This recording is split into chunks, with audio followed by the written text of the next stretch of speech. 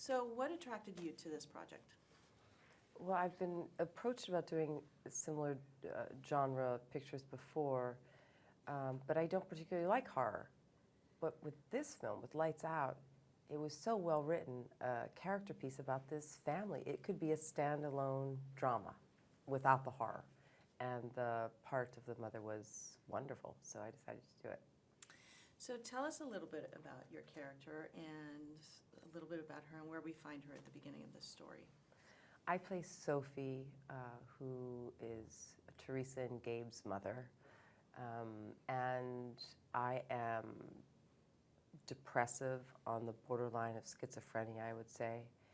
And you can see that my life has just gone to, it's just shattered at this point, and my son is terrified.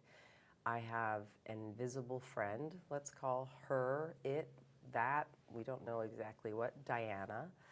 And I am either controlled by or am controlling this being.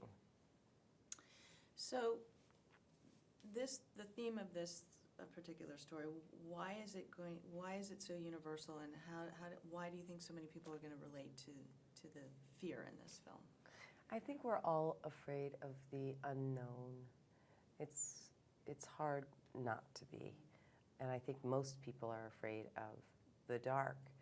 And if you hear that twig, just pop and you turn like this, you have an hour and a half of that waiting for you.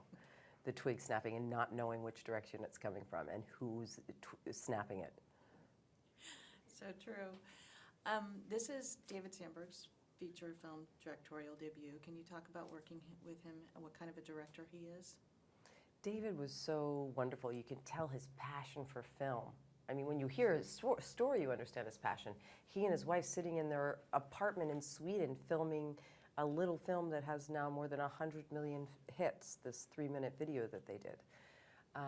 So he has a real passion for this, and it showed on the set. He was very calm, he was very in control, but he allowed everyone to do what they did. He picked excellent people, great actors, he picked a great DP, he picked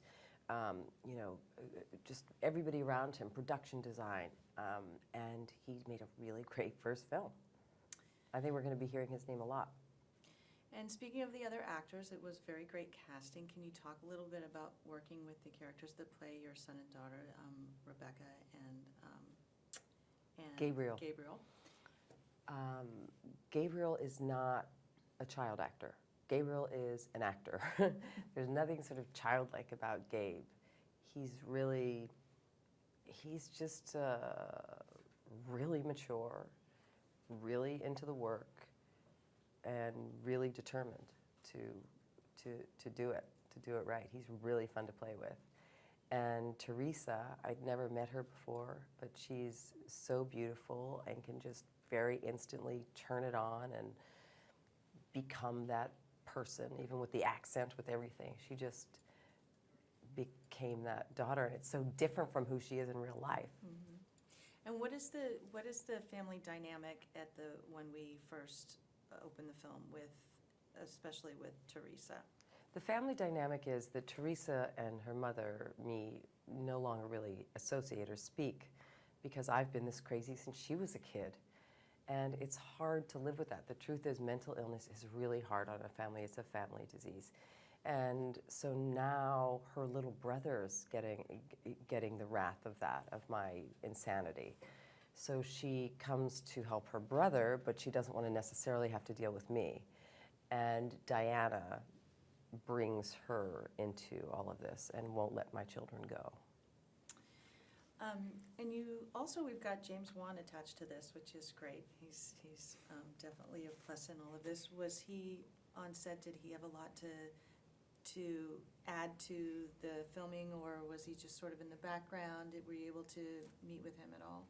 I saw James a couple of times, and it was really great. I didn't expect him to be as diminutive and sweet and kind as he is.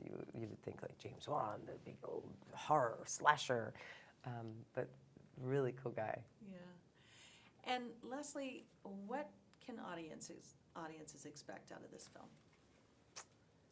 What can audiences expect? Audiences can expect to do what I did. Audiences can expect to do what I did when I watched the film, which was to watch it like this, not being able to open my eyes. That's fantastic. That's great. Thank you so much. Thank you.